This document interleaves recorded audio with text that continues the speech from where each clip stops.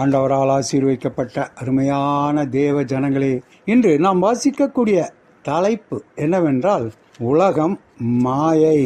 நீங்கள் இந்த பிரபஞ்சத்திற்கு ஒத்த தேசம் தெரியாமல் சித்தம் இன்னவென்று பகுத்தறியத்தக்கதாக உங்கள் மனம் புதிதாகிறதுனாலே மறுரூபமாகுங்கள். ரோமர் 12வது அதிகாரம் 2வது வசனம். வேஷம் தரிக்க விரும்பும் உலகம் இது ஆகும். எங்கு பார்த்தாலும் வேஷம் வேஷம். மனிதர்கள் ஒரே விதமான வேஷம் தரிக்க விரும்புகின்றனர். ஒரே மாதிரி வீடுகளில் வாழ விரும்புகின்றனர். எல்லாரும் செய்கிறது போலவே தாங்களும் செய்ய விரும்புகின்றனர். எல்லாரும் பாடும் பாடல்களையே தாங்களும் பாட விரும்புகின்றனர்.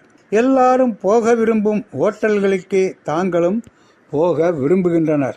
உலக மக்கள் இப்படி இருக்கும் சமயத்தில் நமக்கு கொடுக்கப்படும் தெய்வீக எச்சரிப்பு என்னவாக இருக்கும்?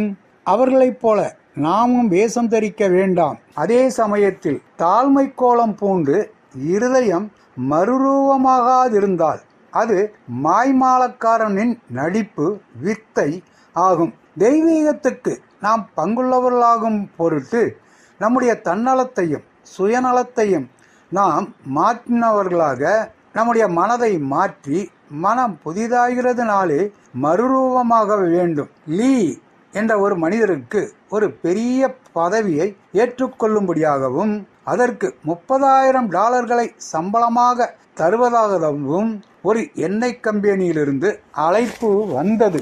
ஐயா, நான் அங்கு வர முடியாது. அதைவிட மேலான ஒரு வேலையை செய்து கொண்டிருக்கிறேன்.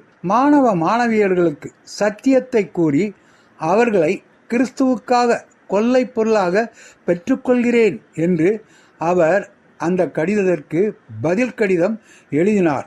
ஆம், கிறிஸ்துவானவர் தம்முடைய மக்கள் எப்போது மனம் புதிதாகி மறுரூபமாவார்கள் என்று காத்து கொண்டிருக்கிறார். நம்முடைய நிலை என்ன? நம்முடைய சொல், செயல், நம்முடைய ஆடை அலங்காரங்கள், நம்முடைய பொழுதுபோக்குகள் எப்படிப்பட்டவையாய் இருக்கின்றன?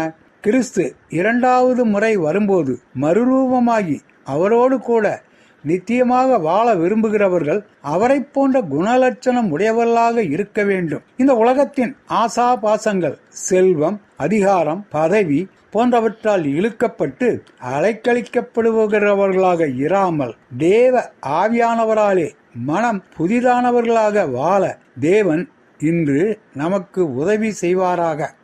நாம் தேவனிடம் நம்மை ஒப்பு கொடுத்தால் அந்த நிலையை நாம் அடையலாம். ஆண்டவர் தாமே நம் அனைவரையும் ஆசீர்வதிப்பாராக. ஆமென்.